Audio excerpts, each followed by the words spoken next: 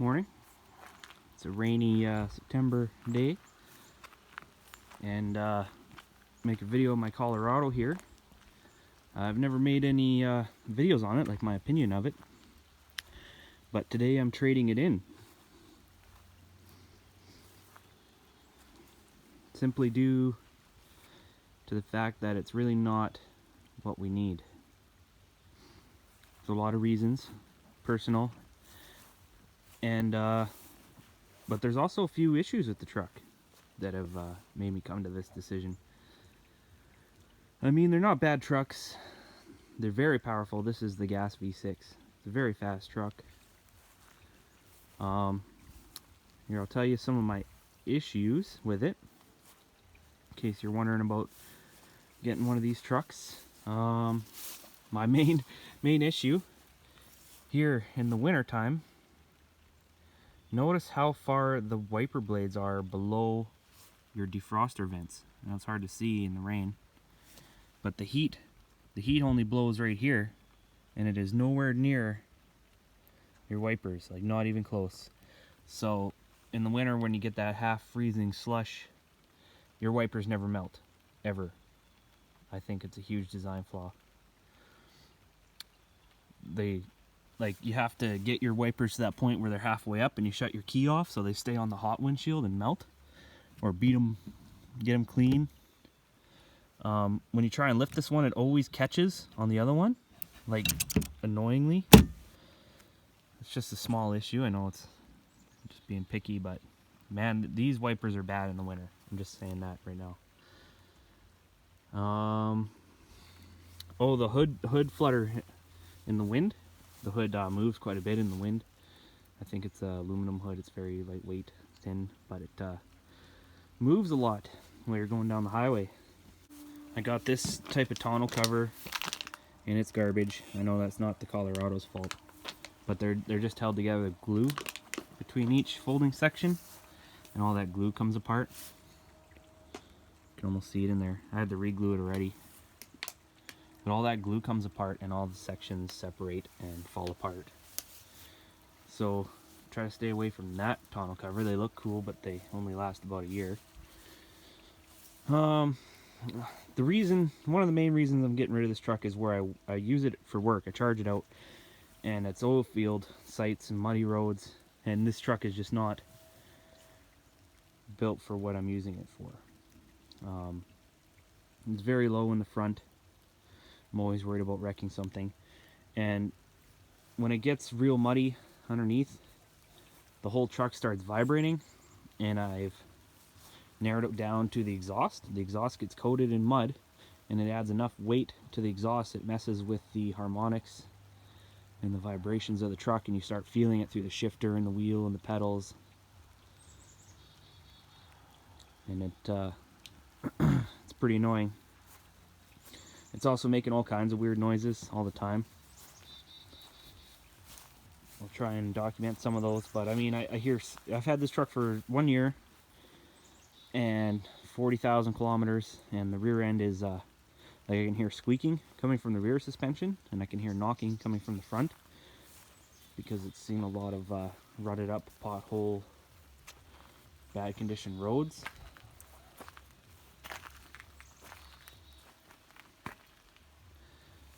See, when it starts up some mornings, the timing chains are pretty noisy. Here, I'll start it here for you. See if we can get a good sound clip.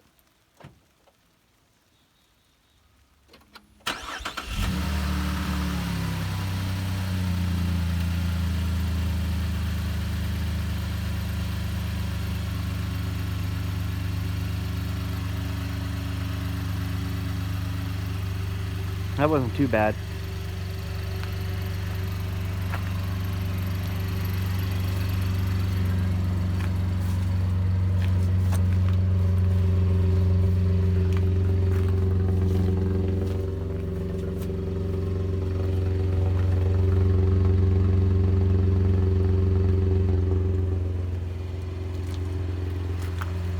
It's good on fuel.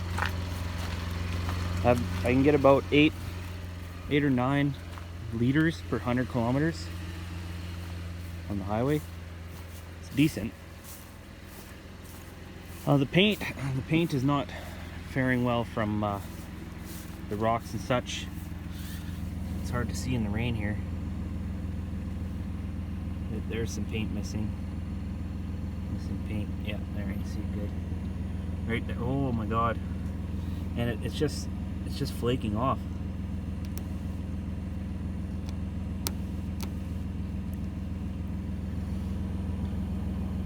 So the paint's coming off fairly easy. And I'm pretty sure this is going to start rusting in the next couple years. The frame is a boxed in design. And it's got lots of drainage holes and stuff, but every time I wash it I gotta stick the hose in these holes and just leave it there for a few minutes, and you see the mud coming out the frame all the way down the truck. So my frame just fills with mud. Plants in the way here. I never put a box liner in this truck, which you should always do. I never did. And when you don't put a box liner in, everything just gets destroyed completely. The missing paint.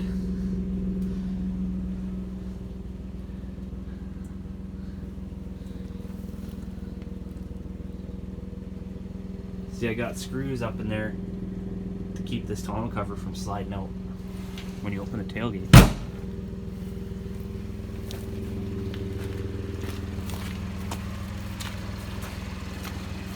So I'm not really one to pick Chevy, Dodge, Ford. New trucks, it doesn't really matter. They're all okay. They all got their issues. But as you can see from the rest of the yard, I have collected Fords. And I didn't even do that on purpose. It just happens that way. But anyways, I'm gonna go trade in this Colorado. I'm gonna get a F-250 for work. Better for work. But look at this for comparison. Look where the wipers are, and look where the defroster vents are. Like it's logical. It makes sense. The defroster vents melt your wipers. These ones are real high up. But just to prove my point, I like the headlights on this Colorado. Those are pretty good. Those aren't quite as high, but they're still where they're gonna see some heat. See, they're still gonna see heat there. Those are not. Like GM should at least put heated wipers on this truck or something. See, I got some scratches there. Just seems like the paint's coming off easier than it should. It's a very comfortable truck, I'll say that. I like these seats. It doesn't feel too small.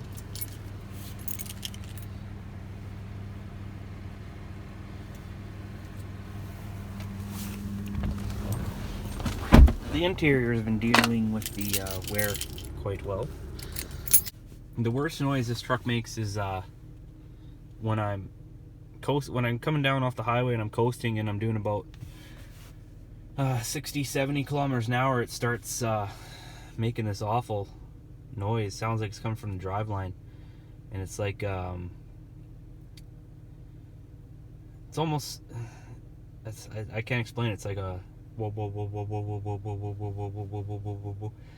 Not quite as deep as that, but you can feel it through the steering wheel and the shifter and the gas pedal and the floorboards and even my passengers. Like, I'll take people with me and I won't even tell them about it, so they're not, they're not looking for it, and they'll be like, what is that? So it's noticeable. Like, even people who don't know about it, they notice it. I don't know what it could possibly be. I've taken it in for these vibration issues and strange noises and stuff, and they've just told me that they took another Colorado off their lot for a drive and it's the same. So they basically told me that's how it's supposed to be. But this 73 F-250 beside us is a smoother ride with its super swampers and leaf springs. So not smoother, but doesn't make noises like that, if you know what I'm saying. What else happened?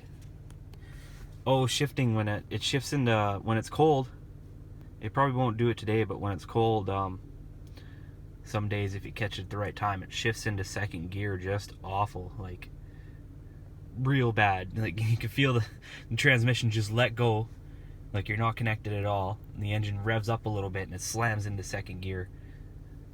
It's just a terrible feeling. You hear the bang. And I've taken it in for that too, and they've told me, well, the transmission has, you know, when it's cold and the shifting parameters and the programming, and it's a bunch of bullshit. I could fire up that 86 over there with its automatic and go, and it will never shift like this truck shifts. I mean, the rest of the gears are fine, and once it's warmed up, it doesn't do that, but the first shift into second gear every day is usually rough.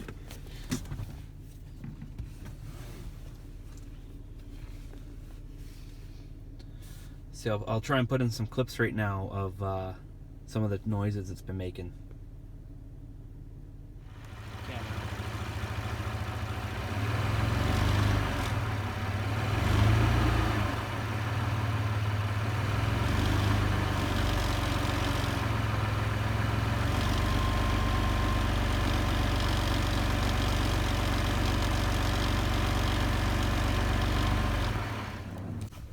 Even its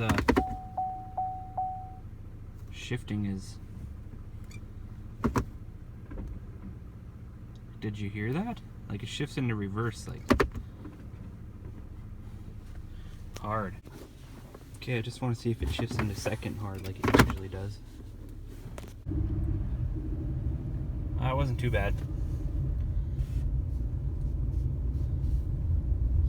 But it definitely hesitates when it's shifting into second. I know a video can't capture that, but I don't like it.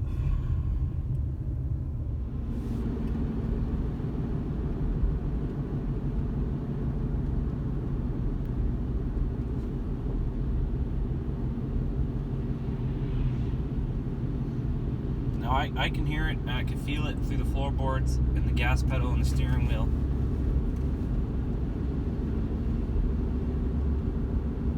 It's like a pulsating noise.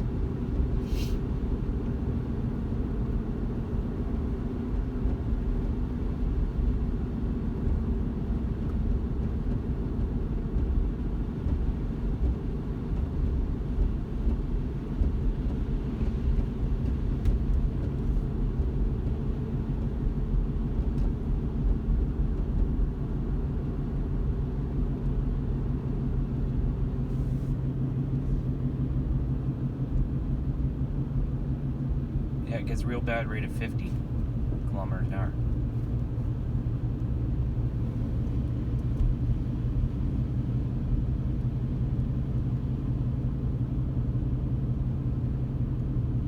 It's still doing it even under power.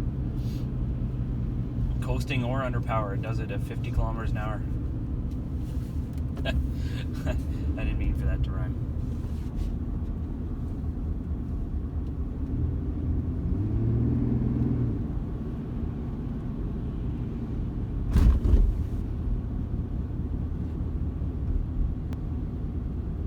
I hope it captured the sound on video a little bit, because it is super annoying. Like enough so that I'm gonna go trade this truck off and take like quite a big hit in the old bank account just to ditch this truck.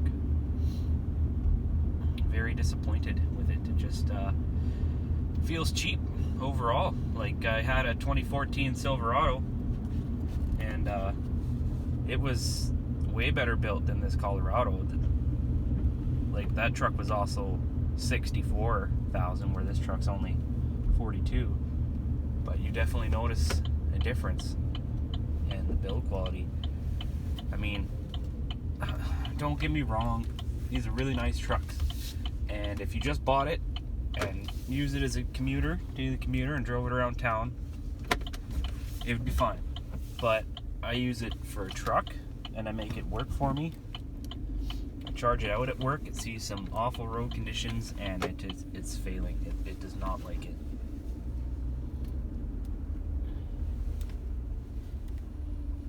So I'm gonna trade it. I'm gonna trade it for this truck right here.